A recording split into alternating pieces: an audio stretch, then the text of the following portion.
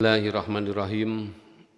Assalamualaikum warahmatullahi wabarakatuh. Alhamdulillahi fatiris samawati wal ard, ja'ilil malaikati rusulan uli ajnihatim mathna wa thulatha wa ruba, yazidu fil khalqi ma yasha. Innallaha ala kulli syai'in qadir. Asyhadu an la ilaha illallah wa asyhadu anna Muhammadan abduhu wa rasuluh. Allahumma shalli wa sallim alaihi. Amma ba'du.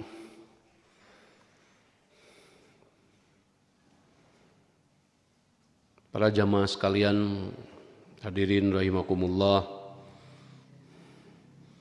Untuk hari yang ke-23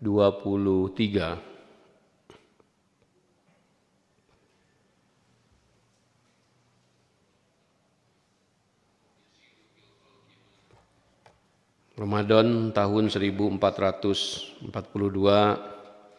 Sebelumnya marilah kita bersama-sama membacakan doa.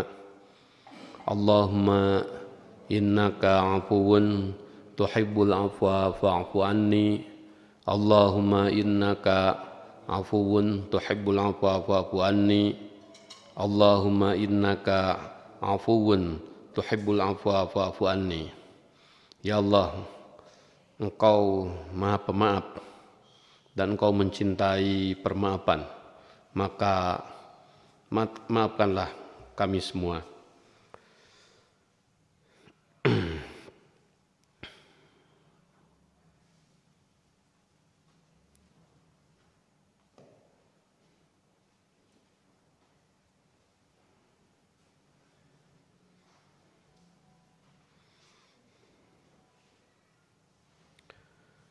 Tujuan puasa yang kedua,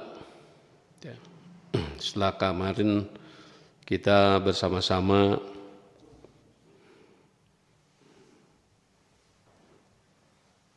mengikuti uraian daripada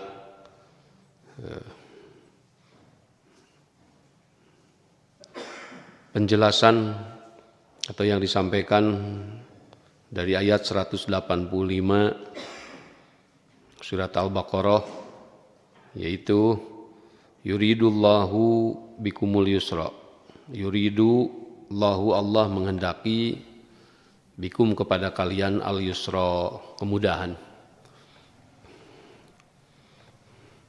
Yang kedua, wala yuridu bikumul usra, dan Dia Allah tidak menghendaki kalian, kita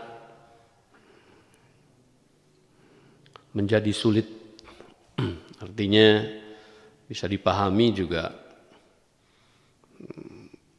Allah menginginkan kita mampu menghadapi, melewati, memecahkan kesulitan. Karena mungkin hidup tidak terdiri dari mudah saja. Ada bahagian-bahagian yang sulit. Bagaimana kita harus mempunyai kemampuan untuk menjawabnya, untuk memecahkan, untuk melewatinya. Kenapa demikian? Karena kalau setiap kita kemudian stuck, artinya stuck itu terjebak pada kesulitan, maka tentu tidak akan sampai ke tujuan. Oleh karena itu, sebetapapun banyaknya kesulitan, jalan menuju kepada kebaikan, maka jangan pernah menghitung berapa kesulitannya. Maka jangan pernah menghitung berapa lubang di jalannya. Kalau misalkan di jalan itu ada lubang-lubang besar, ada batu-batu yang menghadang, ada kerikil-kerikil tajam. Tentu yang harus dipikirkan, bagaimana setiap kita bisa melewati halangan rintangan tersebut dan sampailah ke tujuan. Ya. Ambil saja, kalau kita menuju ke Bandung kemudian ada banjir, ada belokan, ada jalan-jalan rusak, jangan pernah terpengaruh dengan itu, tapi bagaimana kita bisa melewatinya dengan baik. Jangan menghitung berapa belokannya, jangan menghitung berapa lubang-lubangnya, kendala-kendalanya, tapi apakah kita memiliki kemampuan, kesiapan ya untuk melewatinya, itu yang terpenting. Sehingga apa? Yang terjadi adalah sebuah optimisme ya. Sebuah optimisme ketika menghadapi kesulitan. Karena ketika kesulitan kemudian menjebak, bahkan kemudian mengikat kita dan menenggelamkan kita, kita tidak akan sampai kepada tujuan. Ya. Itu yang Allah inginkan daripada pelatihan puasa ini.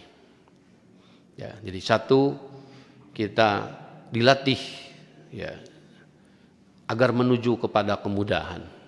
Bagaimana kita melatih diri? Dua, kita harus punya keinginan yang kekeh ya.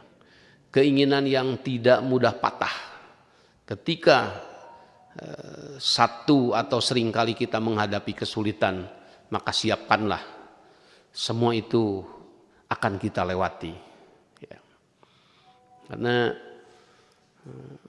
kalau tidak dilatih hal-hal seperti ini, tentu setiap orang akan mengundurkan dirinya. Kalau mengundurkan dirinya nanti tidak sampai ke tujuan. Kalau tujuan kita Bandung, ada hujan misalkan ya, ada belokan. Kalau tujuan kita ke satu tempat, ke Yogyakarta, ya, ada halangan-halangan.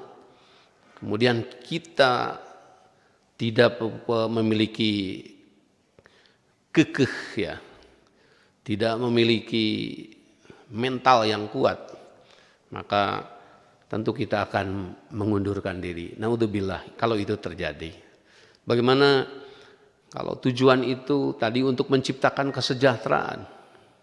Ya, katakan ada beberapa saudara-saudara kita yang masih sulit ya. Bagaimana saya belum mencapai sampai hari ini kesejahteraan? Maka disitulah pentingnya rasa sabar. Maka disitulah pentingnya harus tetap berusaha. Karena kalau kemudian berhenti berusaha, maka sama dengan kita sudah menganggap kita itu mati.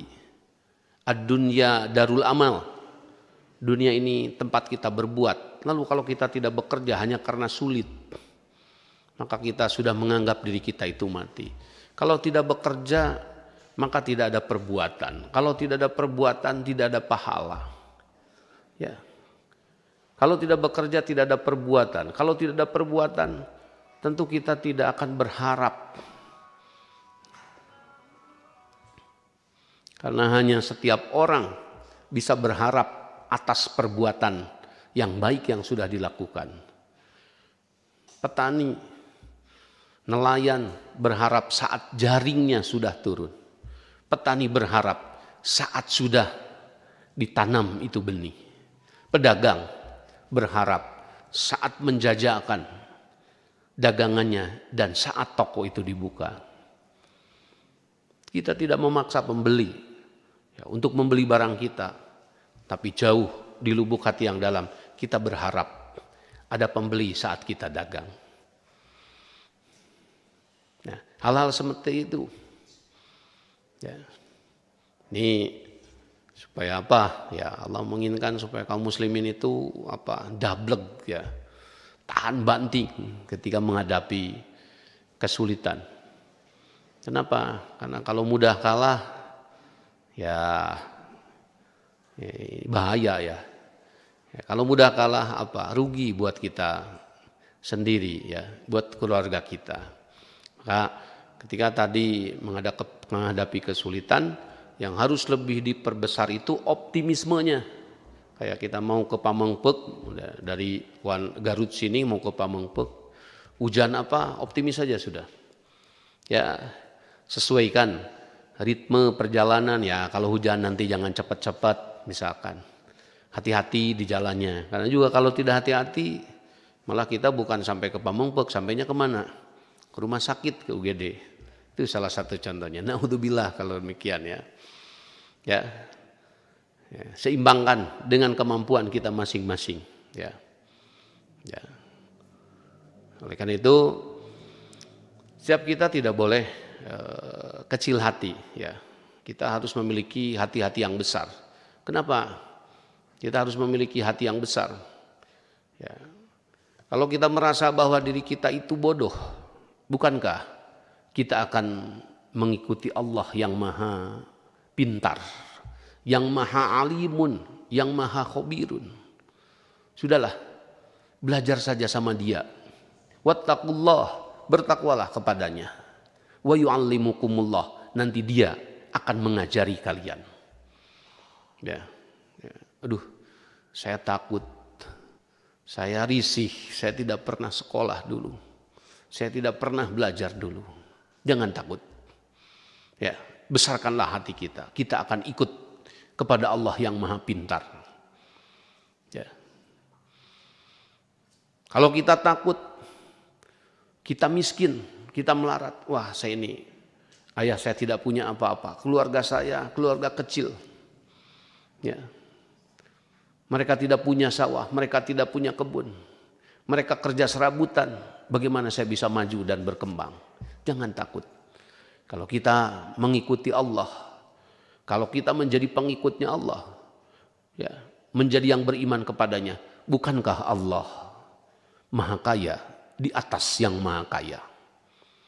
Ya, bukankah Allah maha kuat di atas yang maha kuat saat kita lemah? Saya lemah.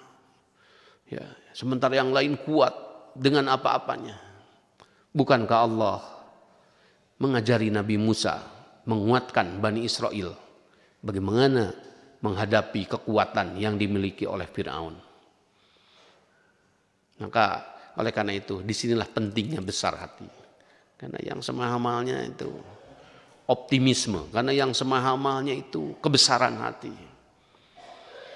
Ya, bayangkan bapak-bapak, kalau seandainya kita ditakdirkan ya menjadi orang dulu di zaman Nabi Muhammad sallallahu alaihi wasallam,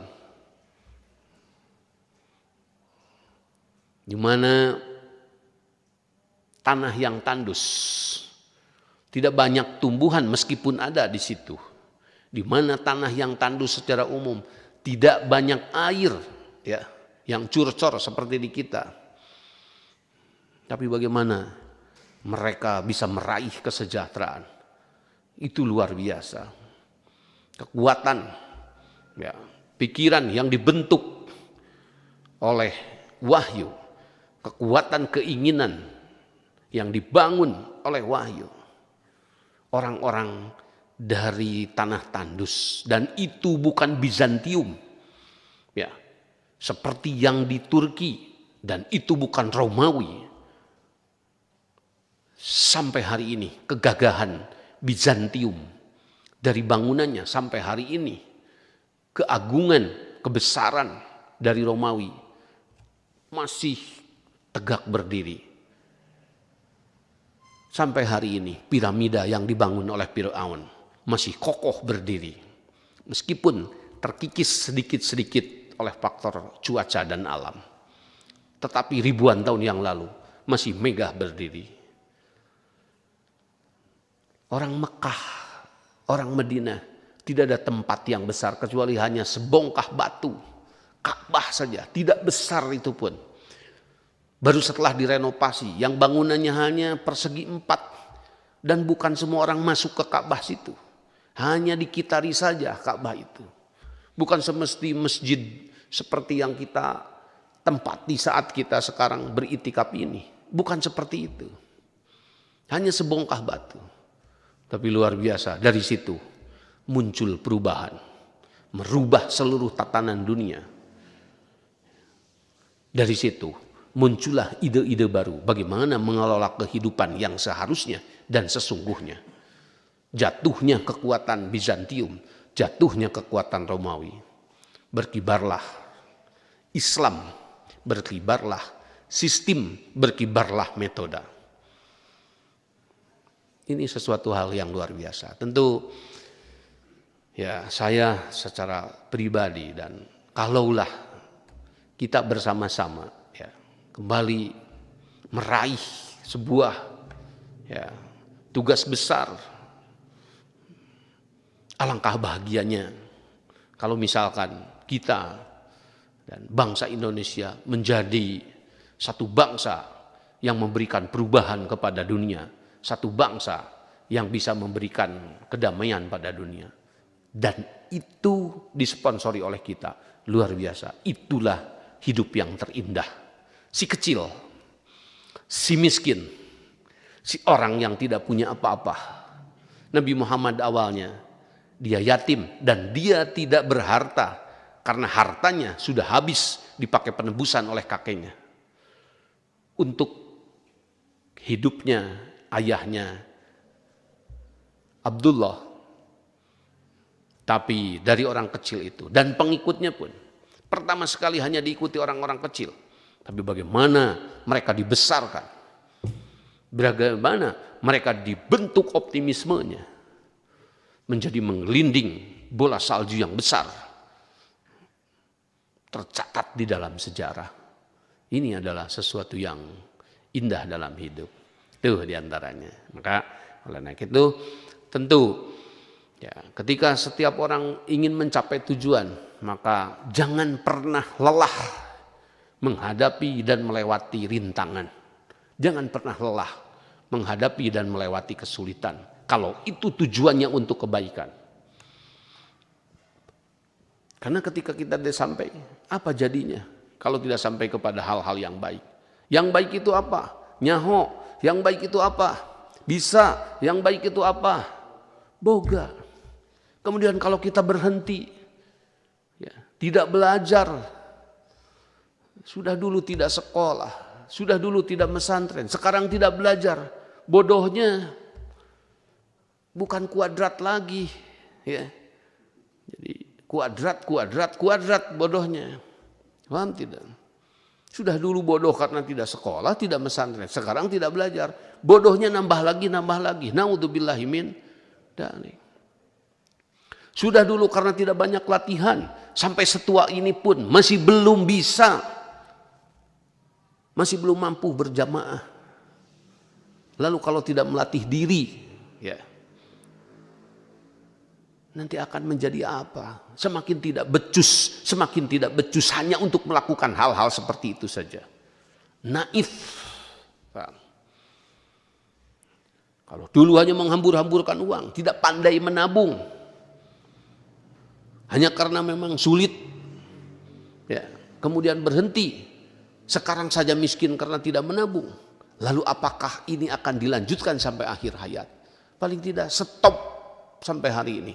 Stop sampai detik ini. Bismillah.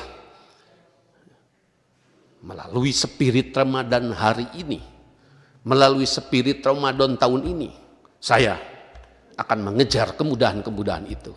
Beberapa hal yang dibutuhkan dalam hidup saya, ya, nyaho bisa boga, maka saya akan kejar targetnya dari mulai tahun ini. Bismillah. Saya canangkan tahun depan hafalan saya sudah sekian. Tahun depan saya harus sudah bisa menghitung. Karena ternyata misalkan kejatuhan usaha saya karena perhitungannya tidak ketat. Tidak mungkin rugi kalau perhitungannya tepat. Paham tidak? Karena ada perhitungan yang tidak tepat. Maka oleh karena itu nanti dibahas juga, ya, pada tujuan yang ketiga, ya. Ada walitukmilul iddata, dilatih juga untuk akurasi menghitung. Hal-hal seperti ini harus menjadi kemampuan dasar, Bapak-bapak, ya. Harus menjadi kemampuan dasar. Seperti hari ini ya memegang gadget, menggunakan Facebook, ya memencet tadi YouTube, mencari informasi harus sudah menjadi kemampuan dasar. Kenapa? Karena ini luar biasa dengan tadi, ya kalau dulu bapak-bapak untuk misalkan, waduh saya diundang sholat maid nih, lupa lagi ya rakaat pertama ya saya harus baca apa. Ini kan di sini bisa langsung diketik atau bisa ngomong gitu, tata cara sholat maid muncul ya, kan lumayan. Nanti jangan diem aja pas Allahu Akbar, dari Allahu Akbar ke 1 sampai ke 4 diem karena tidak hafal gitu. Kan tidak. Ya mungkin tidak hafal karena jarang yang meninggalnya ya. Jarang dipakai. Ya, itu diantaranya. Nah, itu harus menjadi kemampuan dasar. Nah, ini yang dimaksud oleh Allah. Kenapa? Kembali harus bisa dipahami. Orang lawan itu menjadi segan. Ya, segan di sini apa? Ya, siapa yang berani nantang sama Amerika Serikat hari ini? Ada nggak? Nggak ada lah. Kecuali Cina mungkin. Kecuali Cina itu pun masih mikir-mikir kalau untuk berantem. Wih. Apa? Ya karena mereka kekuatannya itu luar biasa, negara adidaya gitu. Nah, kalau kaum muslimin, bapak-bapak tahu sendiri, penduduk Israel, ya ketik di Google berapa jumlah penduduk Israel hari ini. Bani Israel itu 7 juta, tidak banyak Pak. Ya, Mesir 80 juta, negara Arab itu ada 14 negara. Mesir, Saudi, Jordania, Suriah, Yaman, Oman, Emirat Arab, Libya, ya, Maroko, Maghrib, Tunisia, ya, Aljazair, tuh. Kalau disatukan jumlah bangsa Arab itu tidak kurang dari 400 juta. Bayangkan. Tapi siapa berani menghadapi negara Israel? Kenapa? Karena bukan 7 jutanya. Kalau 7 jutanya ya kompak. Ya, satu negara Mesir kencing pun ya jadi 80 juta rakyat Mesir. Kemudian kompak kencing itu bisa banjir negara Israel itu. Ya.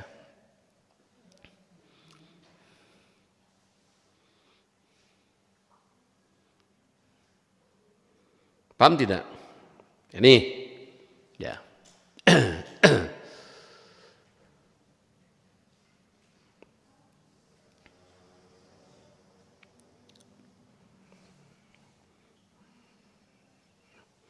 Nah, kembali ya. Tadi. Jadi itulah tadi.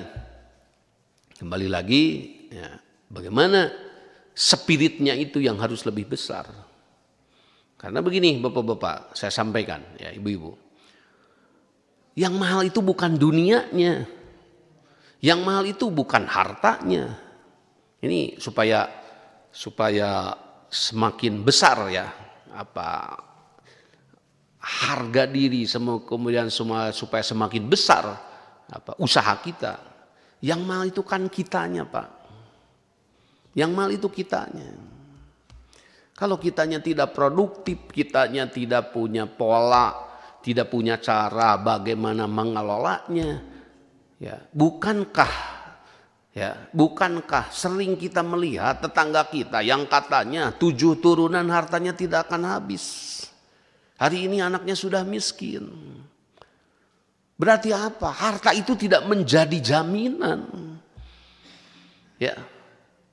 Yang menjadi jaminan adalah bagaimana orang-orangnya itu bisa mengelola. Tidak menjadi jaminan luasnya tanah, luasnya negara, luasnya lautan. Ya. Kemudian penduduknya menjadi sejahtera. Ini sebagai patokan. Banyak negara kecil di Eropa, Jepang tidak besar. Dengan Pulau Sumatera saja, jauh masih besar Pulau Sumatera, apalagi dengan Pulau Kalimantan. Belanda saja kecil, tapi jauh tingkat kesejahteraan mereka. Melampaui tanahnya, lautnya yang luas. Itu sebagai gambaran. Supaya apa? Supaya semua mau menempa diri. Supaya apa? Supaya semua mau membina diri. Emasnya sudah dulu lebih ada, tapi mampukah kita menggalinya? Minyak buminya sudah dulu lebih ada, tapi mampukah kita menggalinya?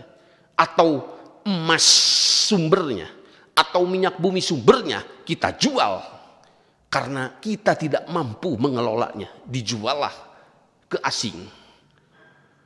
Ya, itu nih apa? Maka oleh karena itu ini pembinaan pribadi-pribadi dikonsolidasi, dikuatkan di dalam Ramadan ini. Ya, manusianya yang harus unggul, yang harus punya dulu mental juaranya. Maka sejauh mana mahalnya kita sebagai manusia? Ya, kata Allah, walau anna likulli nafsin dhalamat ma fil ardi laftadat bi.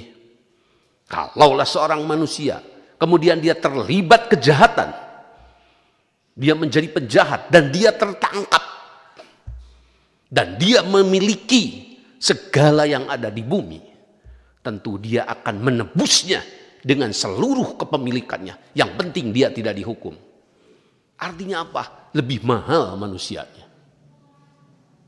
Di lain ayat, kalau ada satu manusia nanti masuk neraka, kemudian dia memiliki bumi yang materialnya terbuat dari emas, ya, kata Allah, ditambah satu lagi bumi seperti itu, kata Allah, la yukbal, tidak akan diterima. Saking apa? Saking mahalnya manusianya.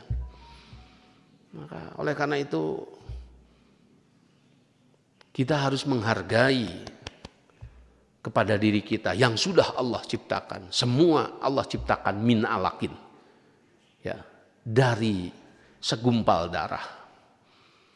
Maka secara penciptaannya sama, tetapi nanti setelah menjadi manusia berbeda-beda. Ya, ini kembali kepada tadi bagaimana mengelolanya, bagaimana memanagenya. Ya, ada yang 60 tahun itu sudah mapan karena pekerjaan-pekerjaan sebelumnya. Ada yang 60 tahun itu semakin parah. Masih muda masih mending, bisa kerja di pasar, ya bisa kerja serabutan. Semakin tua itu semakin, wah ini berarti tidak mempersiapkan ke depan. Padahal polanya hidup itu harus happy ending, harus ke depan itu lebih bahagia. Tidak apa-apa hari ini kurang harta, tidak apa-apa hari ini kurang kemampuan, tapi besok, bulan depan, tahun depan saya harus berkemampuan, saya harus berharta.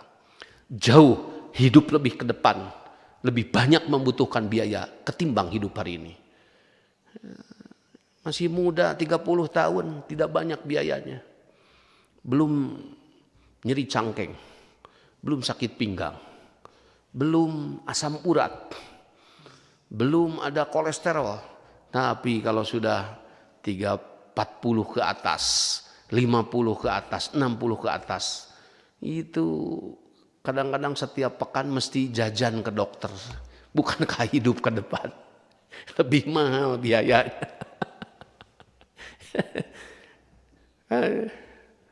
Dulu saat muda giginya kuat-kuat, tetapi sudah tua, gigi yang ditanam harganya saya kira murah yang ditanam itu. Kalau gigi palsu paling cuma 2 juta, 3 juta gigi palsu. Gigi yang ditanam Pak, 30 juta satu, Pak.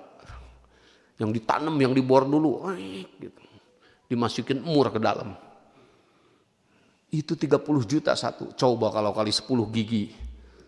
Ada berapa gigi ini? Bawah dan atas. Ternyata lebih mahal. Pantesan orang-orang tua itu lebih lembut makan, lebih kalem makannya itu. Kenapa? Ya karena giginya tinggal sedikit. Paham tidak? Nah, ini ya. Jauh kebutuhan untuk akhirat lebih besar nanti kebutuhannya daripada hidup di dunia ini. Apa kebutuhan nanti hidup di akhirat? Butuh duit tidak? Tidak. Di situ sudah tidak ada TM lagi. Kebutuhannya lebih besar. Di situ butuh kendaraan tidak. Yang dibutuhkan di situ apa? Amal, perbuatan yang baik yang dilakukan saat kita hidup di dunia. Itu yang kita butuhkan. Yang baik itu apa? Ya, cari usaha yang halal. Yang baik itu apa? Urus anak-anak itu menjadi anak-anak yang soleh. Yang baik itu apa? Jadilah orang yang sejahtera dan mensejahterakan orang lain. Kan itu yang baik itu. Enak. Jadi di dunia ya apa?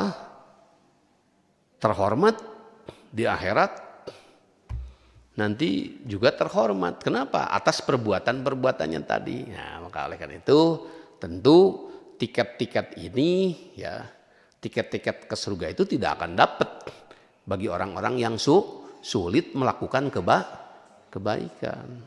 Paham tidak? Maka kenapa? Kita perlu melatih kebaikan. 2 tadi ya, melatih menjadi muda.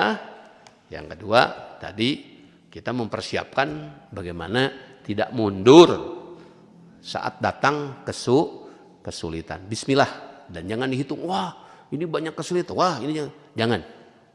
Ya, fokuslah pada tujuan. Bismillah. Nah, ini bisa diimplementasikan. Contoh, yang punya hutang, jangan lari kalau ada yang nagih itu. Karena tidak akan selesai. Ya, ini karena sulit membayarnya, susah bayarnya, kemudian kita lari. Ya, orang kan jadi ngambeknya 2 kali, sudah telat. Ya, dari peminjam itu sudah didatangi assalamualaikum 100 kali juga tidak ada, datangi siang tidak ada, sore tidak ada. Dia paling pulang ke rumahnya jam 2 malam, tidur 2 jam, sudah 2 jam dia pergi lagi sebelum subuh. Karena jarang yang nagih utang antara jam 2 sampai subuh. Nah, bagi mereka penagih utang, cobalah belajar bangun malam. Ya, kalau nanti yang punya utang susah, nah, biasa bangun malam, mampir dulu sebentar lah. Nah, kemudian bagi kita yang punya hutang, bismillah, jangan kabur, asal ada itikad baik, ada kesanggupan, ada kejujuran, bismillah. Kenapa?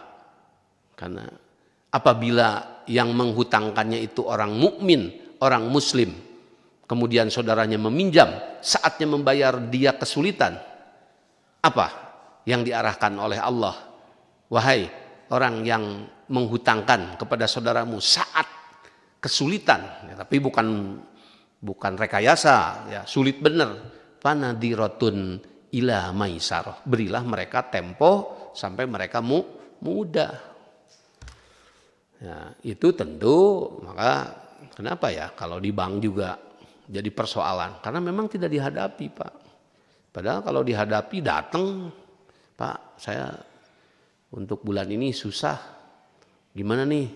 Tapi jujur, tolong dibantu, saya tidak akan lari, Pak. HP jangan di silent kan, jangan ditutup, ada WhatsApp dibalas, gitu. Hadapi saja, bismillah. Tapi jangan ada niat untuk tidak membayar, itu dosa. Itu dosa. Ini salah satu contohnya. Ya, kan sulit, Pak. Ya.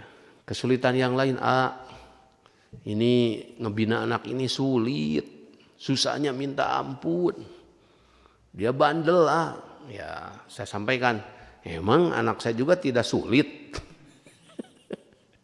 Sama. Hanya saya sebagai orang tua, saya lebih besar optimismenya. Masa saya lahirkan dengan kasih sayang. Masa orang tua tidak bisa mensolehkan anaknya. Bismillah, terjadi apapun kepada anak saya, terjerumus sekalipun kepada anak saya akan menjahitnya kembali. Saya akan mengangkatnya kembali. Saya akan meluruskannya kembali. Tidak apa-apa. Yang terpenting hidup itu adalah husnul khotimah. Akhirnya menjadi orang baik. Karena orang soleh itu bukan hanya orang yang tidak pernah melakukan kejahatan. Bukan hanya orang yang tidak pernah melakukan dosa. Tapi orang soleh juga adalah apa? Yang pernah melakukan kejahatan dan pernah melakukan dosa. Bahkan seringkali. Tetapi dia berhenti dan menghentikan kejahatannya. Maka itu juga orang soleh. Hati-hati. Ya, supaya apa? Supaya kita bisa menjadi terbuka. Ya, kalau terus distigma, kemudian yang jahat harus jadi jahat, kapan tobatnya? Itu maksud agama. Wa inni, kata Allah, laghaffarun liman taba wa amana wa amila sholihan summah tada. Dan yakinilah, aku itu adalah pengampun. Wa inni, dan sesungguhnya aku laghaffarun, akan mengampuni liman taba, kepada siapa yang bertobat atas kesalahannya apapun. Wa amila sholihan, wa amana wa amila sholihan. Kemudian dia beriman, wa amila sholihan. Setelah itu merubah perbuatannya menjadi perbuatan-perbuatan yang baik. Summah tada, dan dia mengikuti petunjuk. Walladzina amilus sayyiati thumma tabu min ba'diha wa amanu inna rabbaka min ba'diha laghafurur rahim. Walladzina amalus sayyiati, dan orang-orang yang telah melakukan kejahatan, keburukan, summa tabu, kemudian mereka bertobat, menghentikan kejahatannya, mim ba'diha, setelah melakukan kejahatan tersebut. Walladzina amilus sayyiati tsumma tabu mim ba'diha wa amanu, dan mereka beriman. Ya. Wa amanu apa? Tsumma tabu mim ba'diha wa amanu inna rabbaka laghafurur rahim. Bahwa Tuhanmu Muhammad, itu disampaikan kepada Muhammad. Ingat, Tuhanmu Muhammad, Allahmu Muhammad, dia adalah Maha Pemaaf. Beritakanlah, kabar gembirakanlah ini kepada mereka-mereka yang sudah berbuat kejahatan dan sudah berbuat dosa. Berhentilah dari dosanya. Berhentilah dari kejahatannya. Allah akan mengampuni. Ini sesuatu hal yang menggembirakan bagi kita semua. Maka disitulah kita butuhnya kepada Allah. Jangan takut. Sekalipun pendosa, sekalipun penjahat, sekalipun pernah melakukan kesalahan, berhentilah, bersimpuhlah, bertaubatlah. Jalan tetap terbuka sepanjang hidup. Nah, oke. Nah, itu. Jadi kembali ya, kalau menghadapi kesulitan itu, kemudian jangan pesimis, jangan kecil hati. Inna ma'al usri yusra. 2 kali kan? Diulang. Inna ma'al usri yusra. Sesungguhnya beserta kesulitan itu ada kemudahan. Jadi seperti telapak tangan. Ya. Kalau di sininya sulit, nah itu dibalikan mudah. Maka ada yang berpikir orang yang tidak mau sulit maka tidak akan pernah mudah. Paham tidak? Orang yang tidak mau menempuh kesulitan maka tidak akan pernah ketemu kemudahan. Memangnya belajar sepeda itu langsung jadi apa? Ya, seseorang belajar sepeda, coba itu kan pantatnya itu susah menyeimbangkan, sulit, jatuhnya berapa kali. hanya karena jatuh sekali, jatuh untuk mencapai keseimbangan, kemudian berhenti, nanti selamanya tidak akan pernah bisa. Itu diantaranya. Sulit kalian bangun pagi, sulit kita berjamaah, sulit kita menabung. Bismillah, sedikit-sedikit hadapi kesulitan. Wah, kita tidak boleh kalah. Nanti saya nggak punya tabungan. Ya, sulit menanam. Waduh, nanti saya sulit panen kalau begitu caranya. Sulit dagang. Waduh, nanti saya tidak punya pendapatan. Ya.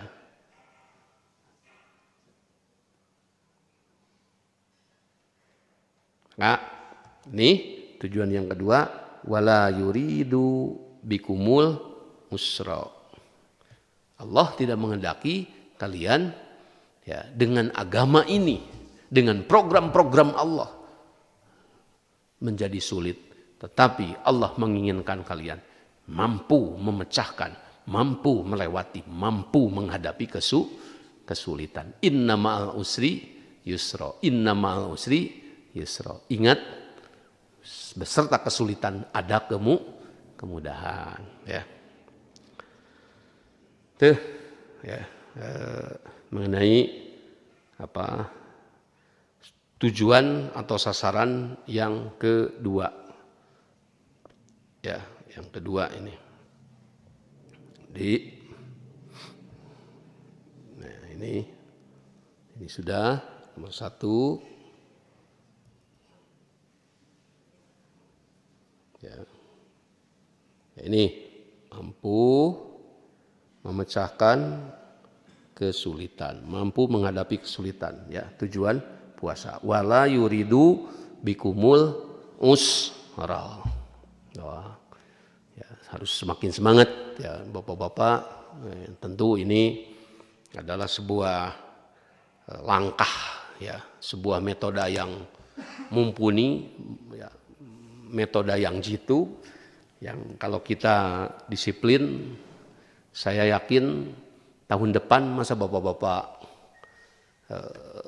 tidak lebih cerah lagi wajahnya ya. Ya, coba Pak, kalau maju ilmunya, ya, maju kemampuannya, menjadi beberapa hal mampu, maju materinya, senang tidak, bahagia tidak? Bahagia pasti Pak. Ya, saya baru kali ini bapak-bapak tahu tadi sendiri si kembar, ya, suruh ngimam tadi gantian, bapak-bapak tahu sendiri. Itu hasil selama saya membina dia di rumah. Ya, itu luar biasa karena saya pikir ya saya yang sebesar-besarnya harus mengajar dia dan sayalah yang diamanati untuk mensolehkannya. Alhamdulillah bapak-bapak tadi melihat sendiri ya, anak meskipun badannya besar itu Pak, usianya baru berapa tahun? Kamu itu berapa tahun?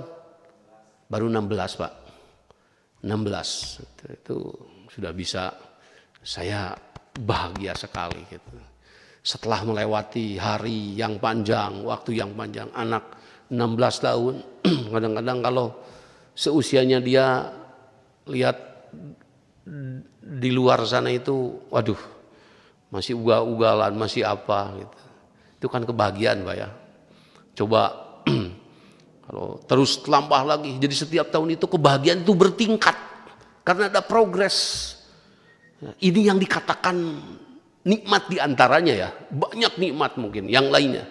Dan banyak juga yang dicapai oleh bapak-bapak, ibu-ibu saya yakin, kenikmatan-kenikmatan karena melakukan perbuatan-perbuatan yang baik. Bagaimana dulu yang di kampung kemudian menanam pohon-pohon jengkol misalkan, ya cengkeh misalkan, hari ini sudah beratus, sudah berpuluh. Tentu kebahagiaan itu bertambah tiap datang waktu itu. Bukan meratapi nasib, waduh ini harga-harga sudah naik lagi. Waduh, kehidupan semakin sulit. Wah, itu mah langitnya menjadi ini nih, ya adek kata orang Garut itu langitnya adek. Wah, itu naudzubillah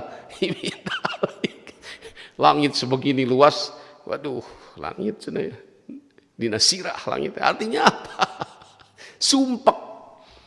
Ya, maka berbuatlah untuk kebahagiaan di waktu-waktu yang akan datang. Ya, saya ingin nanti bulan tahun depan itu masuk Ramadan itu, wah, semakin optimis, semakin apa, segar, ya.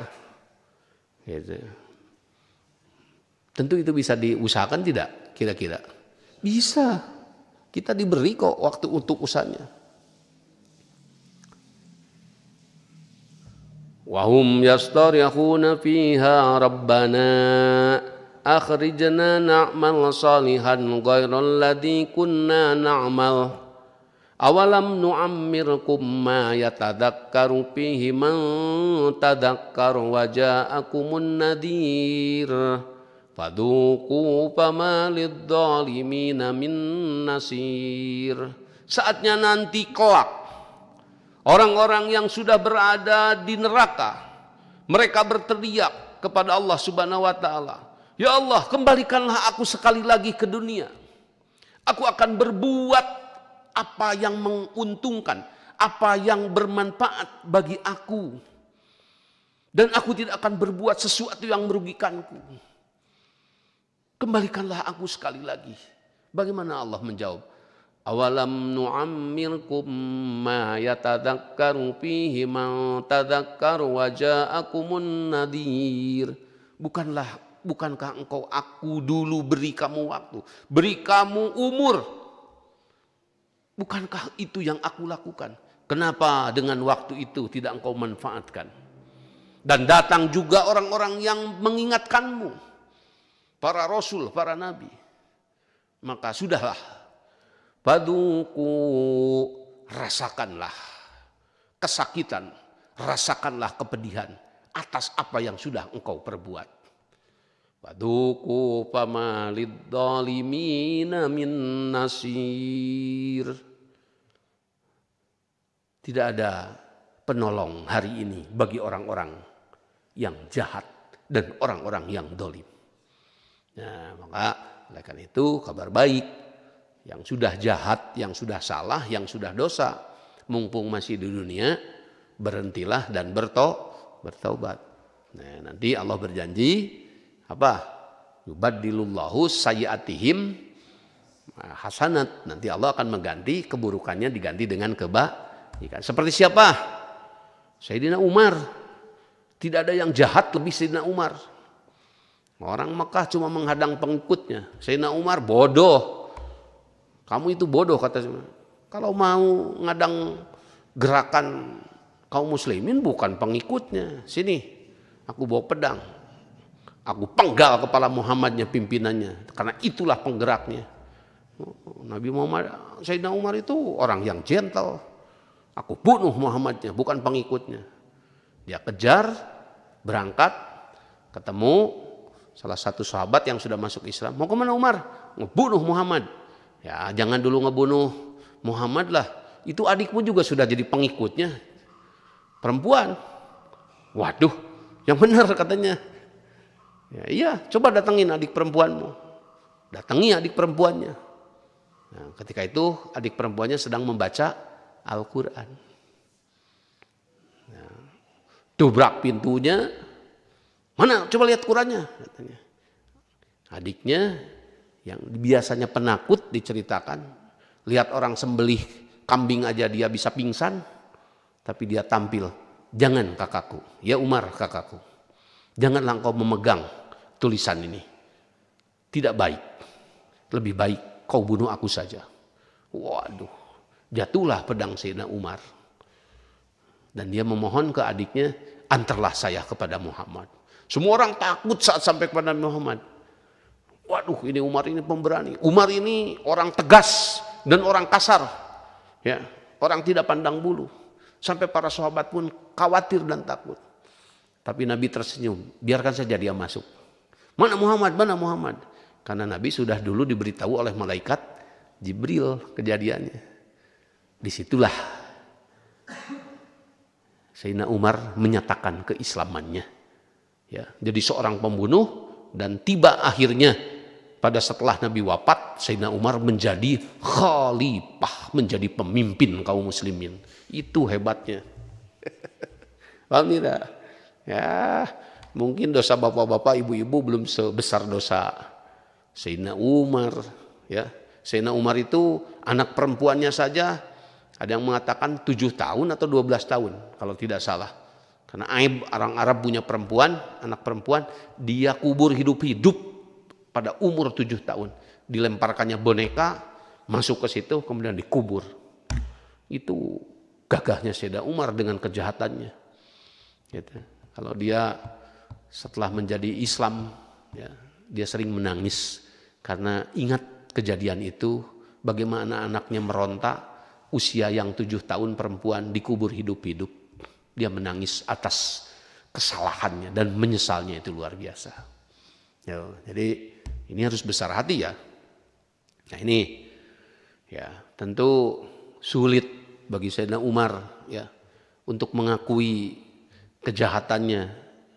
Sulit Sayyidina Umar kemudian untuk menerima kebesaran Nabi Muhammad, tapi dia tidak melihat itu. Dia melihat kebutuhannya.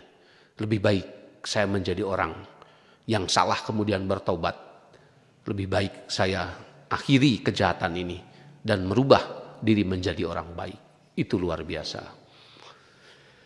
Ya, sebuah optimisme. Nah, jadi tadi kalau sudah punya kekeh, insya Allah ya, satu, pertama sekali sabar ya untuk memecahkan kesulitan itu. Dua, ya jangan kemudian hanya karena sulit kita terjerumus kepada kesalahan. Ya, karena sulit cari duit, ya kita jadi pengedar narkoba, itu naudzubillah himin dali. Kita cari duit, ada teman yang ngajak, ayo kita ya daftar pencopet aja. Nah, itu juga naudzubillah ya lebih baik matilah gitu.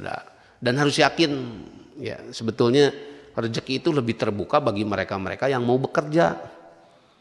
Ya, tapi kalau sifatnya gengsian ya, bentar-bentar gengsi, dikit-dikit gengsi, anak muda itu ya nggak ada lah duit 1 juta pun kalau nggak mau ambil 10.000. Jadi harus berani.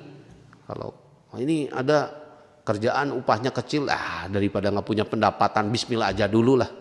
Daripada punya pendapatan. Kalau sudah punya pendapatan misalkan 5 juta, tiba-tiba ada yang gaji kecil, mau nggak kerja di aku? Berapa gajinya? 1 juta ya jangan mau, jangan diambil. Ini juga sudah lebih baik 5 juta gitu. Paham tidak? Tapi daripada tidak punya pendapatan, ya kemudian halal secara sumbernya, bismillah. Nggak apa-apalah, ini buat anak-anak muda ya. Buat anak-anak muda. Karena kalau yang sudah nikah itu pasti dipaksa. Ya, untuk cari duit itu, kalau enggak kan nanti istrinya minta pulang. Tapi kalau anak muda gitu ya bismillah, supaya nanti ada persiapan, bismillah lah, ada 10.000, 15.000, hitung-hitung belajar aja dulu, nggak ada yang gede kok kalau nggak ada yang kecil dulu ya. Jangan risih hanya karena tadi dengan kecil, dan kita harus melangkah dari hal-hal yang kecil dulu. Artinya kecil itu di situ yang mampu yang kita jangkau. Bismillah sambil belajar, stop ya. Ya, itu apa yang disampaikan. Yang tujuan kedua adalah bagaimana setiap kita harus memiliki kemampuan. Nah ini kemampuan bukan pengetahuan ya. Kalau pengetahuan gampang, tapi kemampuan itu harus melekat, ya harus melekat gitu. Dalam diri. Allahu Akbar, Allahu Akbar. Nah, itu sudah refleks, alhamdulillah. Langsung ambil air wudhu. Ya, sudah. Nah, itu sudah jadi kemampuan. Gitu. Ya.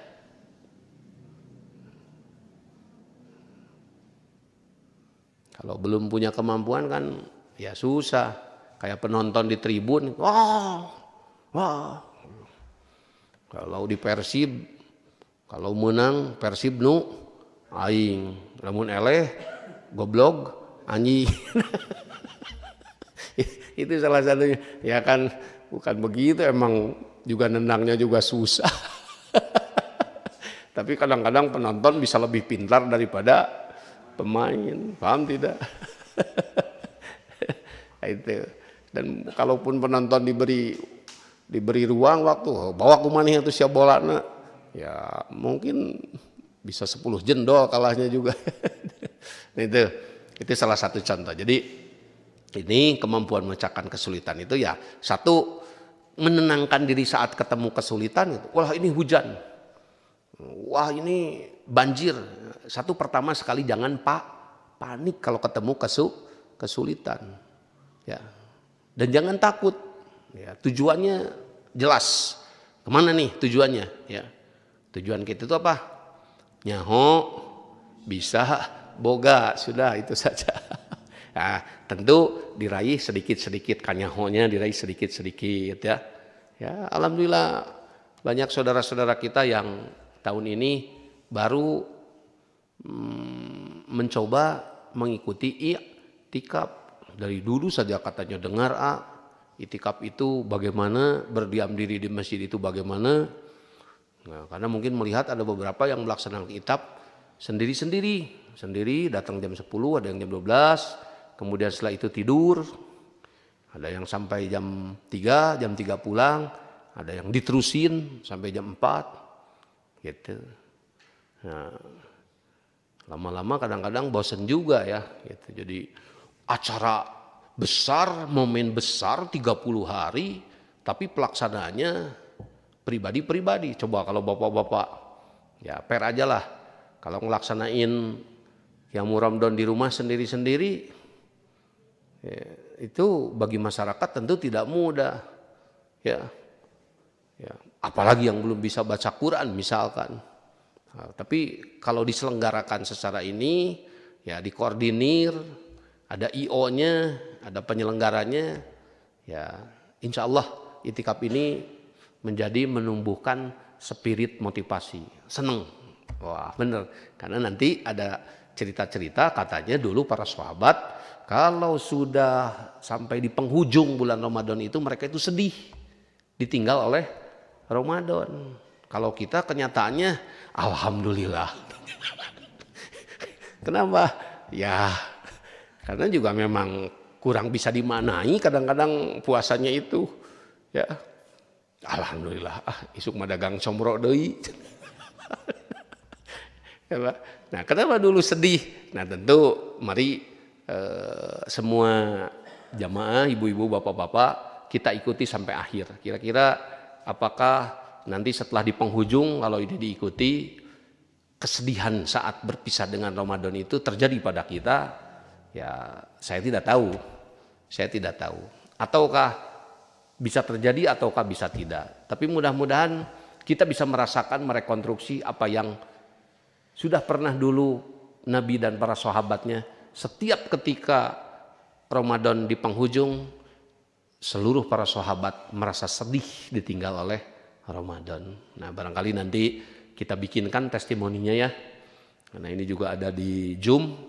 Nanti di hari terakhir kita minta, hari terakhir insya Allah sampai ini akan dilaksanakan sampai tanggal 29 Ramadan saja, ya semua pihak di masjid manapun yang hadir bersama kita, ya melalui proses Zoom nanti kita minta testimoninya seperti apa, apakah ini memang memenuhi unsur kebutuhan kita sebagai umat. Karena kalau ngomong masalah syariatnya, programnya tentu semua juga tahu ya.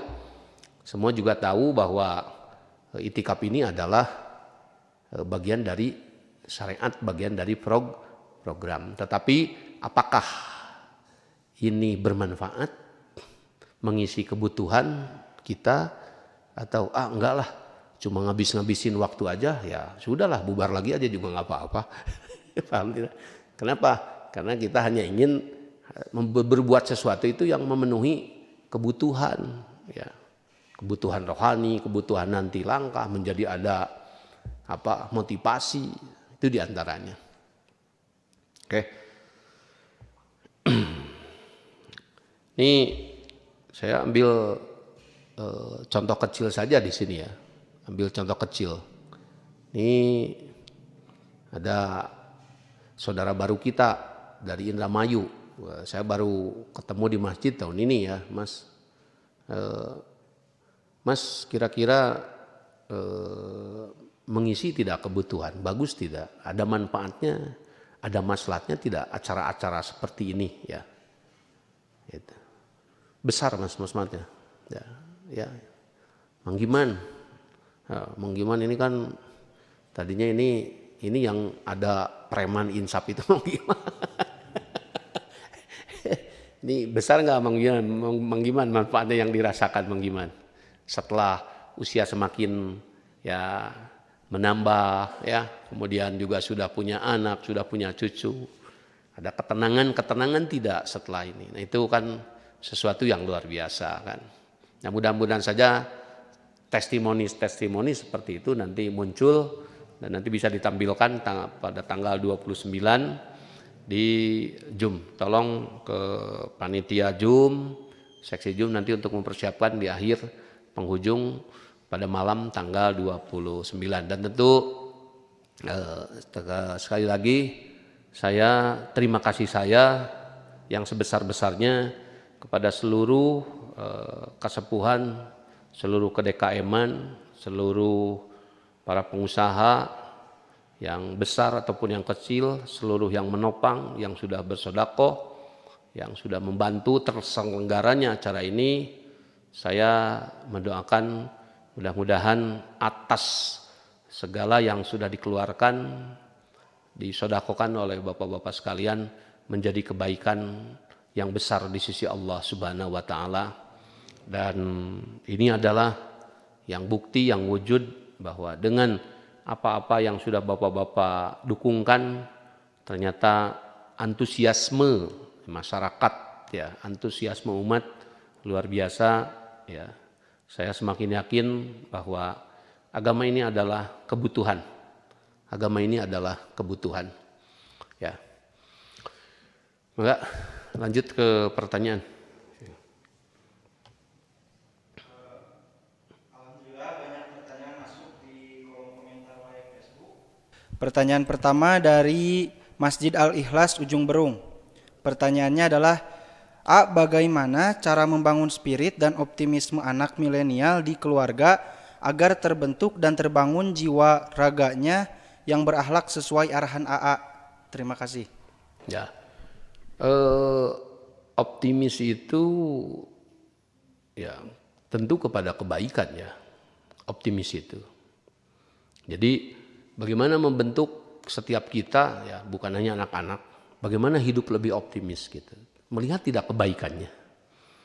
Seperti petani yang menanam ya tanamannya, itu kan sudah kelihatan nanti panennya.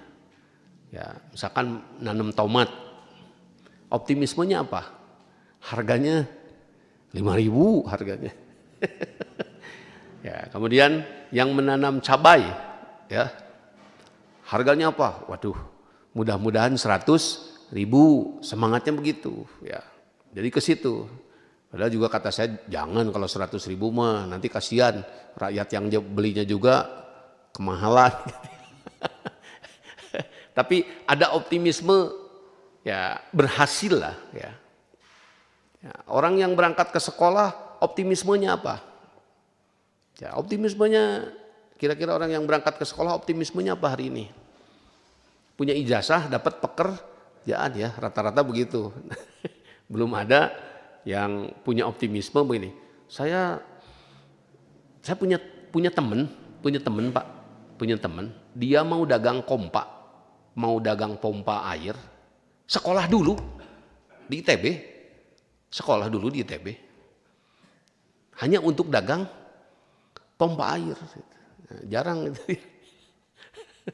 Misalkan Bapak ya punya proyek domba gagal misalkan. Wah, atau Bapak ingin berhasil di proyek sapi. Wah, sudah anak saya sekolahkan ke.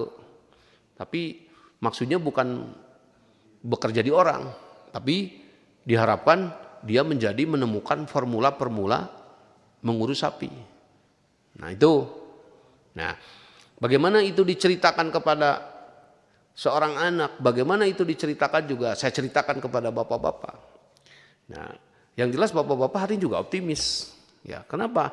Karena hidup itu halus, memang mudah. Nah kesulitan ke anak-anak itu apa? Anak-anak nyambungnya dengan siapa kalau ngobrol? Rata-rata mereka dengan orang tua itu tidak nyambung. Nyambungnya itu dengan teman-teman, ke main. Kalau main kan ngabisin duit. Ya. Ngerokok hari ini itu. Paham tidak? Itu diantaranya. Coba kalau disambungin gini, mana anak yang masih usia. Yus, kamu berapa tahun Yus? 17 tahun. Sekali lagi, rencana nikah tahu umur berapa? Ini ada anak muda Pak di sini. Bisa disorot enggak ya? Jadi disorot aja biar tahu nih anak salah satunya. Ya, ada anak muda di sini. Oke, ini namanya Dius, dia umurnya 17 tahun. Yus, saya tanya, rencana nikah di usia yang keberapa? 25 tahun. Kemarin siapa yang jawab 22 ya? Kemarin 23 perasaan ngejawab.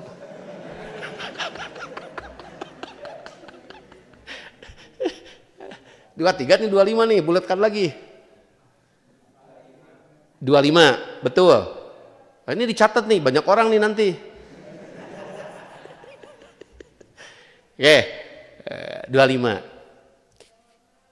Kamu sudah punya persiapan belum untuk ke-25 tersebut? Biaya, materi? Belum? Loh, bagaimana tidak punya persiapan mau nikah? Emang anak orang mau dinikahin tanpa mas kawin? Oke, tentu tidak. Kamu butuh apa? Butuh uang, oke? Nah itu salah satu contohnya. Dari mana uang didapat? Bekerja. Bekerjanya apa? Berdagang. Bismillah. Nah itu satu. Kamu optimis nggak? Nanti kamu di umur 25 bisa beli mas kawin sendiri. Ya, artinya optimis itu besar hati lah. Insya Allah dengan saya usaha, dengan saya dagang, dengan saya bekerja, nanti saya punya uang sendiri untuk nikah. Atau masih mengharapkan diberi oleh orang tua? Optimis. Bismillah. Wah, ini salah satunya. Ini salah satu contoh. Oke. Sekarang ini coba ke si Ab tuh. Ab, berapa tahun sekarang Ab? 21 tahun. Berapa rencana umur menikah? 27. Wah, ini lebih mundur lagi. Kenapa ya? Tadi yang 17 mau 25, ini yang sudah 21 jadi umur 27. Alasannya apa? Cukup. Kamu optimis nggak hidup ke depan itu lebih mapan? Nah, itu salah satunya. Nah, seperti ini kan Pak, bentuk-bentuk komunikasi. Tentu anak-anak yang tadi, kalau tadi kemudian tidak inten bicaranya dengan orang tua, nggak mungkin juga. Gitu. Coba, mana lagi? Siapa lagi? Yang pakai masker siapa Arif? Itu Arif, si Arif bukan ya? Ya, berapa tahun Rip umur? 20? Rencana menikah? 26. Sudah punya bekal sedikit-sedikit yang ditabung dari sekarang? Sudah mulai menabung?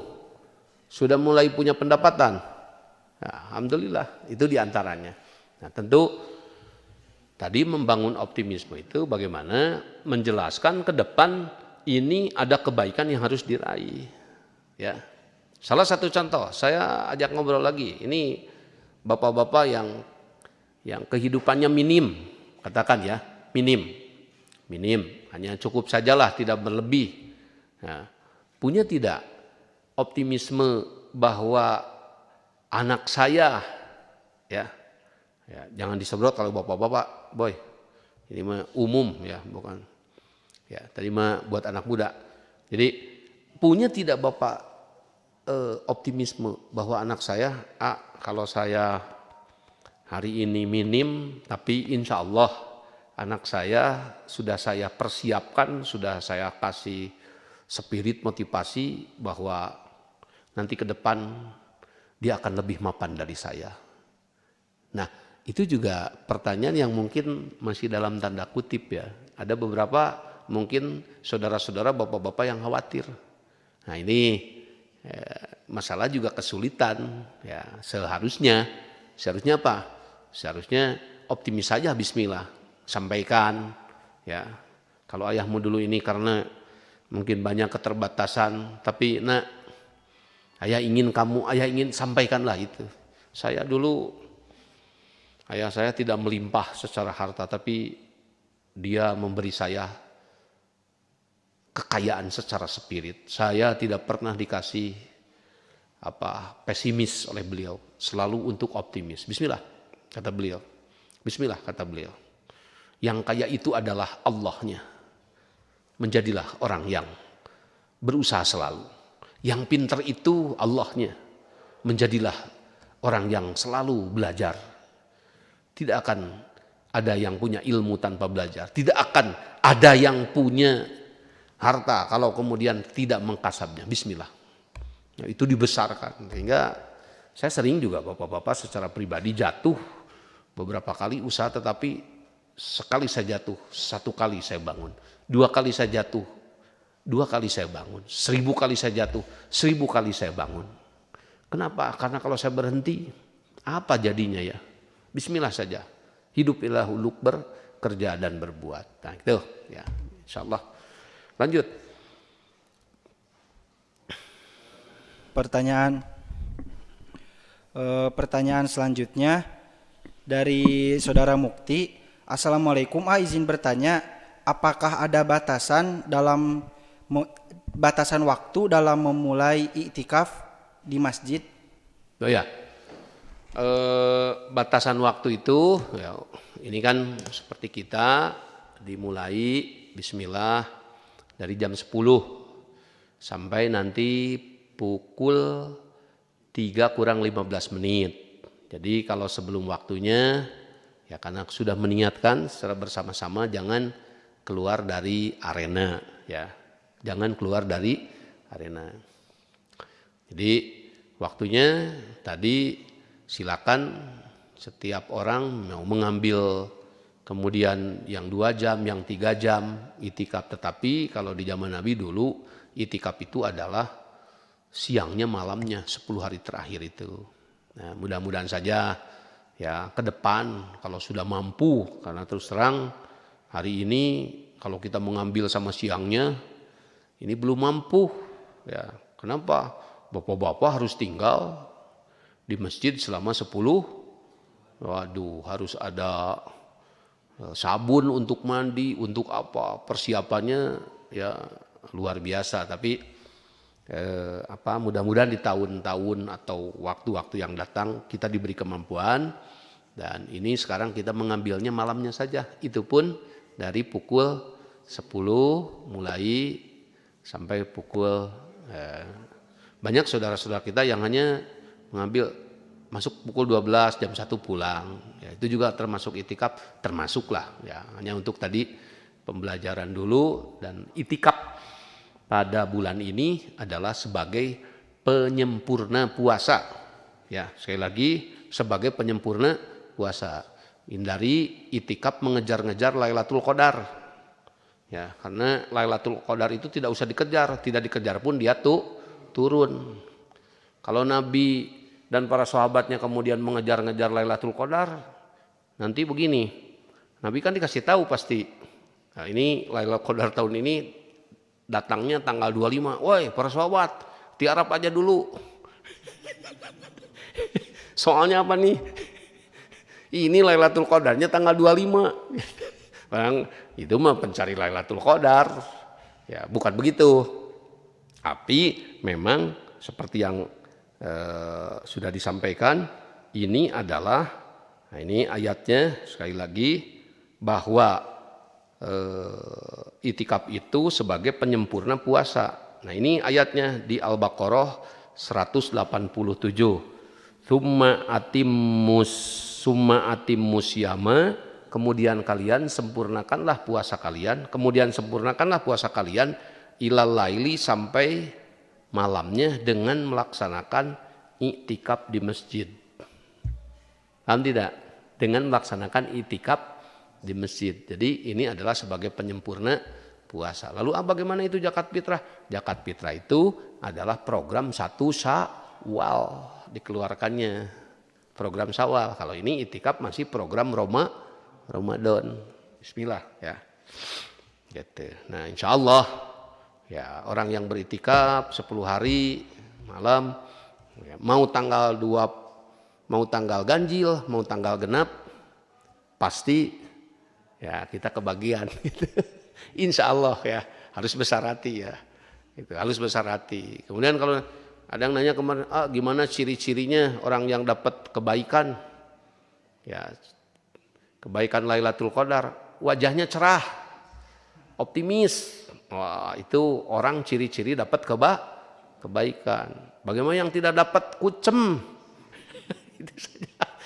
Kan bapak-bapak nanti masuk ke bulan Syawal, karena jelas proyeksinya mencapai nyaho bisa boga, jalannya sudah tahu karena sudah di tempat dibina, didiklat. Wah, bapak-bapak optimis. Wah, bismillah lah. Ambil cangkul ya, kalau di kampung, kalau di kota sewa tempat, saya mau dagang. Ya, ambil angkringan, saya mau dagang. Bismillah. Ya, Allah itu Maha Kaya. Bismillah. Oh, itu orang-orang itu dapat Lailatul Qadar. Itu. Wah, bismillah. Saya sesibuk apapun nanti setelah bulan Syawal dilatih ini, saya ketika dengar adzan, bismillah, akan pergi sebentar memenuhi undangan Allah. Undangan pernikahan saya datangi sambil ngasih amplop ya, dari undangan ini, hayya 'alas shalah. Setiap waktu diundang nggak datang juga. Ya, bismillah. Gitu. Nah, itu orang yang dapat Lailatul Qadar ya. Gitu. Ya, insya Allah sesulit apapun saya tidak akan mundur, saya akan tetap tabah menghadapi dan melewatinya. Nah, itu. Lanjut. Selanjutnya ada pertanyaan dari Masjid Ar-Rahman, Sapan, Majalaya. Assalamualaikum program Majelis Tarbiyah Nyaho Bisa Boga sangat membuka wawasan kami.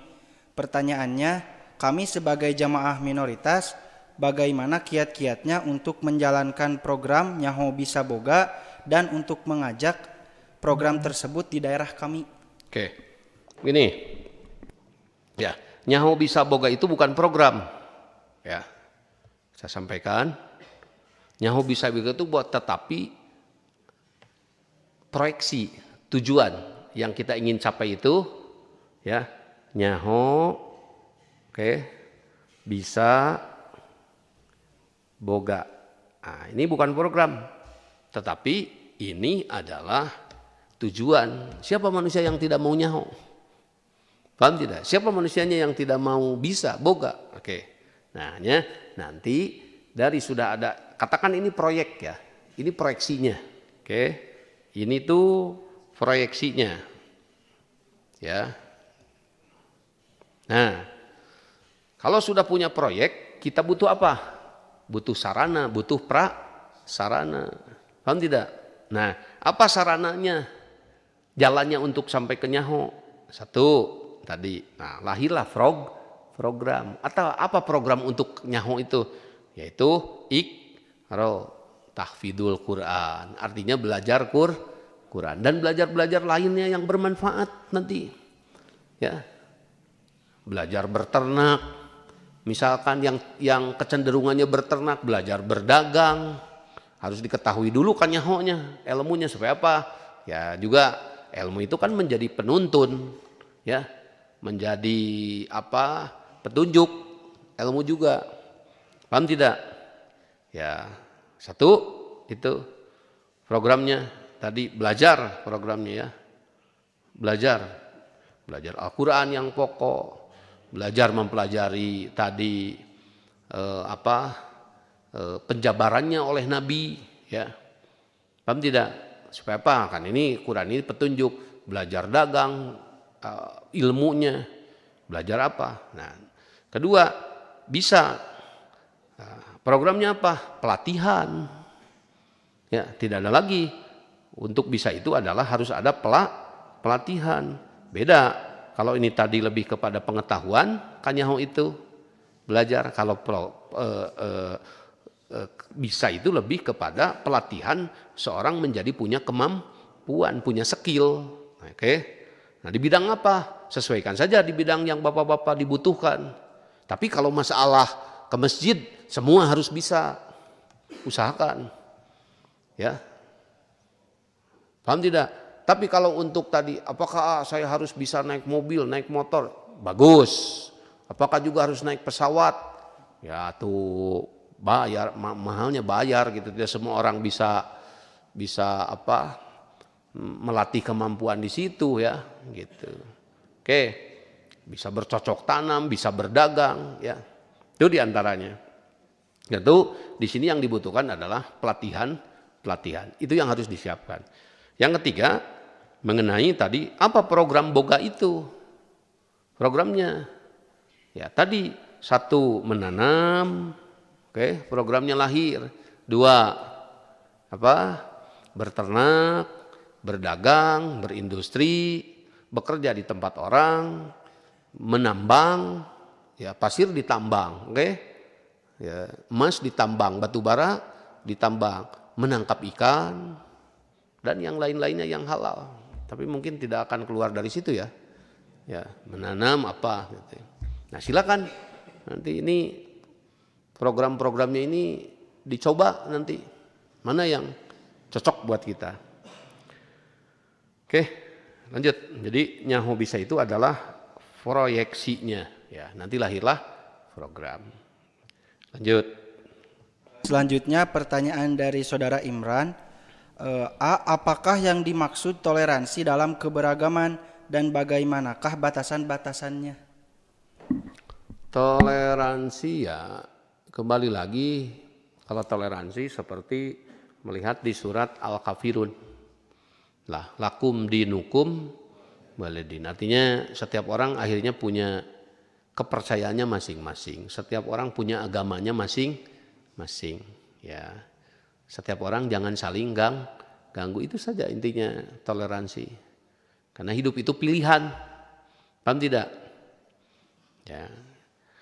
Jadi walaqad khalaqnal insana fi ahsani takwim, ya. Itu surat pendek apa ya? Takwimun. Nah, takwimun, ya. Nah, walaqad khalaqnal insana fi ahsani takwim. Apa takwim ini? Isinya 1, diberikan hak milih dan dipilih, ya. Itu manusia hak memilih, ya.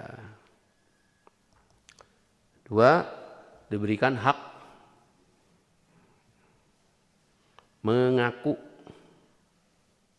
mengakui. 3, diberikan hak menetapkan. Nah, yang tidak Allah berikan kepada makhluk lainnya. Hak memilih. Domba, bisa tidak? Saya ingin tinggal di Garut. Bisa tidak? Tidak bisa domba. Tapi di sini ada saudara yang dari Indramayu, saya mau tinggal di Garut, bisa. Karena apa? Manusia diberi hak memilih. Mang Giman, saya mau di Irian Jaya, boleh. Tapi kalau sapi, nggak bisa. Ayam nggak bisa, mereka nggak diberi hak memilih. Itu yang dimaksud takwim, ya. Jadi termasuk juga memilih agama. Memilih Tuhan. La ikraha fid dini qad tabayyana rusdu minal ghayy. Itu Al-Qur'an. Tidak ada paksaan untuk mengikuti dan menerima agama Islam, silakan saja. Man sya'afal yu'min, ya mau beriman sakarepmu, Ya, mau kufur juga, mau menolak sakarepmu lah, nggak apa-apa. Ya, hak mengakui. Ya, oke. Oh, ini barang saya, ini punya saya, ini rumah saya, diberi hak mengakui. Domba, oh ini kandang saya, kamu jangan ke kandang sini, tidak bisa. Paham tidak? Oke. Ya, yang ketiga, oleh Allah manusia itu diberi hak menetapkan, hak memutuskan. Ya, itulah hak-hak yang diberikan oleh Allah kepada manusia. Itu mengenai masalah toleransi dalam beragama. Yang penting tadi lebih baik kita fokus pada agama kita, ya, tidak kemudian mempersoalkan agama lain. Bagaimana kita dengan agama kita bisa betul-betul tadi maslahat dan bermanfaat. Lanjut. Selanjutnya, Assalamualaikum A, saya Ridwan dari Cikarang. Saya mau bertanya, bagaimana cara mengatur keuangan yang baik dari hasil usaha? Karena sudah beberapa kali mencoba berhitung, saya masih belum berhasil A. Terima kasih. Bagaimana ini persoalannya berhitungnya apa tadi? Hasil usaha. Bagaimana saya coba sekali lagi. Saya mau bertanya bagaimana cara mengatur keuangan yang baik dari hasil usaha. Oke. Mengatur keuangan itu, duit itu untuk 3. Nah, ini duit untuk 3. Setelah dapat ya, setelah diraih, untuk 3. 1, duit itu untuk memenuhi kebutuhan kita. Memenuhi kebutuhan kita. Oke. Ya. Atau untuk kita nikmati, ya, boleh. Untuk memenuhi kebutuhan, ya, makan, minum, ya. Hari ini pulsa itu sudah jadi kebutuhan tidak? Sudah jadi kebutuhan. Lebih baik tidak merokok daripada tidak punya pulsa. Nanti sudah punya pulsa, rokok minta, gitu. Paham tidak? Yang kedua, duit yang kedua itu untuk apa? Untuk dibawa bekal, ya, untuk bekal gitu, bekal ke akhirat, ya, ke akhirat kita. Dengan apa? Sedekah, tuh, infak, ya, zakat, kemudian sama apa? Wakaf, ya, itu, ya, itu pengelolaannya, ya. Yang ketiga, duit itu untuk apa? Untuk diwariskan, ya, kepada anak cucu kita, bahwa kita, ya, telah pernah hidup sebagai cindera mata. Hanya kadal, hanya ayam yang tidak mewariskan. Saat ayahnya meninggal, nah, lubang ini aku wariskan buat kamu. Ya. Jadi hati-hati. Jadi kalau seseorang kemudian meninggal tidak mewarisi, itu ya mungkin sama dengan kadal, ya. Ya, warisilah. Ya, anak sudah sedih, sudah apa gitu. Nah, jangan terlalu sedih. Ya, sudah ayah sediakan di surat wasiat itu ada deposito 100 juta. Wah, jadi air matanya cepat terurai gitu kan. Apalagi 1 miliar gitu. Jadi jangan meninggalkan hutang gitu. Jadi tambah panjang nangisnya itu, ya. Itu.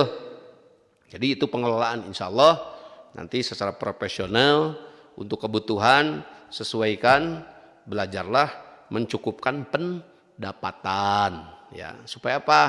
Nah, nanti kalau tidak belajar mencukupkan pendapatan, bapak-bapak yang pendapatannya 3 juta kemudian dihabiskan semuanya juga jelek, ini malah dihabiskan 4 juta, belain pinjem, itu hati-hati, bukan barokah yang akan kita dapat, tapi malah petaka. Maka belajarlah mencukupkan pendapatan. Oleh karena itu tadi untuk kebutuhannya berapa, sesuaikan dengan pendapatan. Untuk sedekah infak zakatnya juga sesuaikan, jangan terlalu besar, jangan terlalu kecil, ya. Supaya apa? Supaya seimbang. Kebesaran juga memberatkan tadi yang infak, yang sedekahnya. kekecilan juga ya jangan, ya yang keukur lah. Yang ketiga, duit itu untuk kita wariskan, bahwa kita pernah hidup sebagai cindera mata, dan itu syariat luar biasa. Silakan lanjut.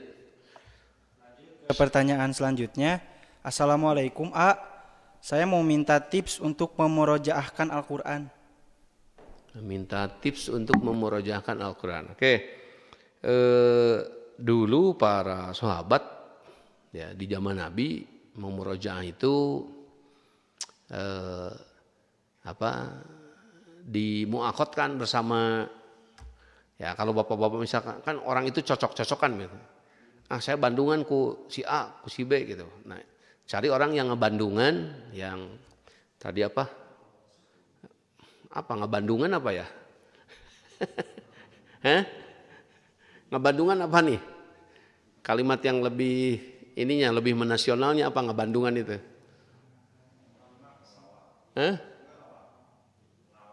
Mengawal. Jadi dikawal oleh seseorang temannya buka Quran, silakan seseorang baca Quran. Ya mungkin panjang pendeknya, makhrajnya, ya bismillah. Itu lebih cepat ya, lebih cepat hafalnya, lebih cepat lancarnya ketimbang bapak-bapak sendiri misalkan. Ya sudah merem-merem, wah poho deui muka lagi, poho deui. Nah, kalau ada teman yang bisa mengawal, membarengi saat baca, ya kamu baca aja. Nanti kalau kamu panjangnya kurang saya koreksi, kalau kamu makhrajnya kurang saya koreksi. Itu lebih enak. Dan bisa dicoba dengan istri kalau mater, ya.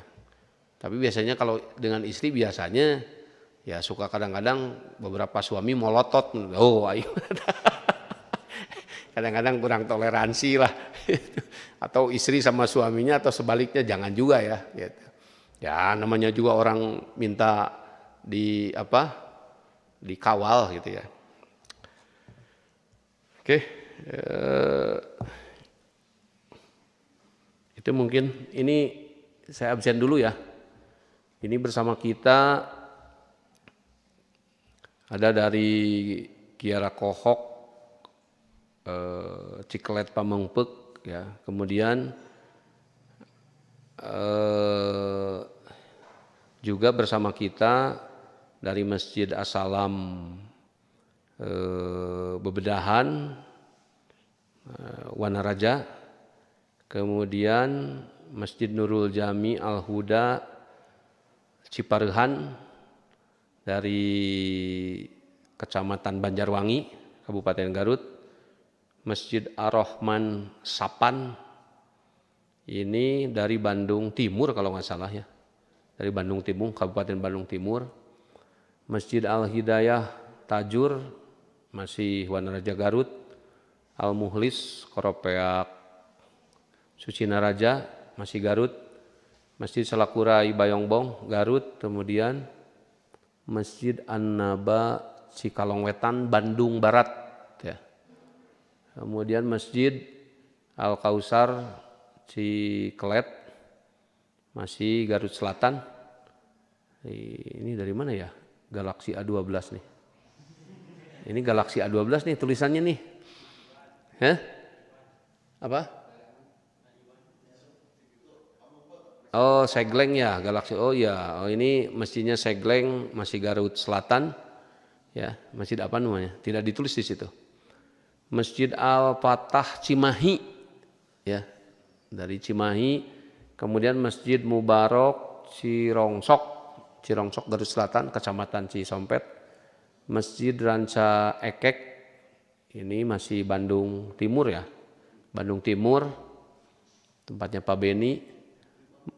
Masjid Al-Irsad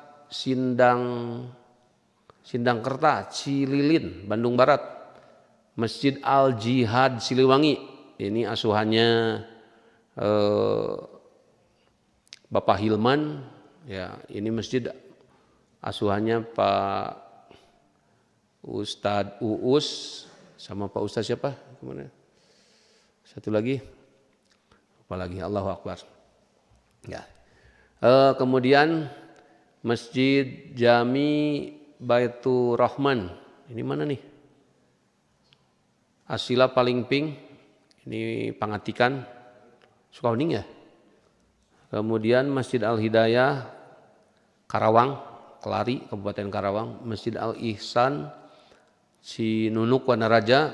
Masjid Al-Aziz Cikoneng masih Pamengpeuk. Masjid As-Sapinya Cibatu.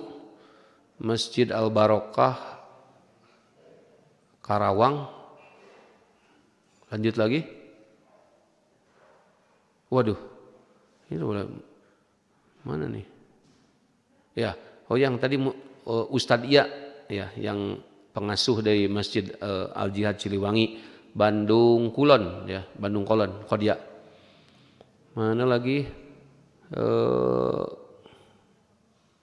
Bersama kita juga Masjid Ad-Dikro Ujung Brung.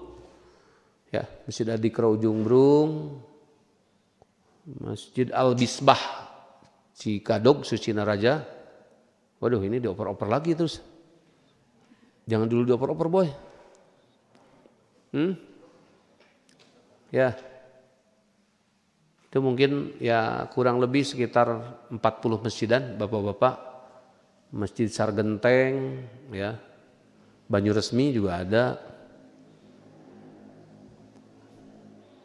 Mungkin itu masjid-masjid, mudah-mudahan bapak-bapak yang tidak saya sebutkan juga ya mohon maaf nih ya, mudah-mudahan tetap semangat kita melaksanakan itikaf, insya Allah mau ganjilnya mau genapnya insya Allah untuk memagari ya kebaikan Lailatul Qadar yang terutama sekali untuk kita melaksanakan bahwa itikaf adalah sebagai penyempurnanya puasa. Sekian untuk sesi pertama. Allahumma innaka afuwun tuhibbul afwa fa'fu anni. Allahumma innaka afuwun tuhibbul afwa fa'fu anni. Allahumma innaka afuwun tuhibbul afwa fa'fu anni. Ya Allah, Engkau Maha Pemaaf dan Engkau mencintai permaafan, maka maafkanlah segala kekurangan, kesalahan dan dosa kami semua. Assalamualaikum warahmatullahi wabarakatuh.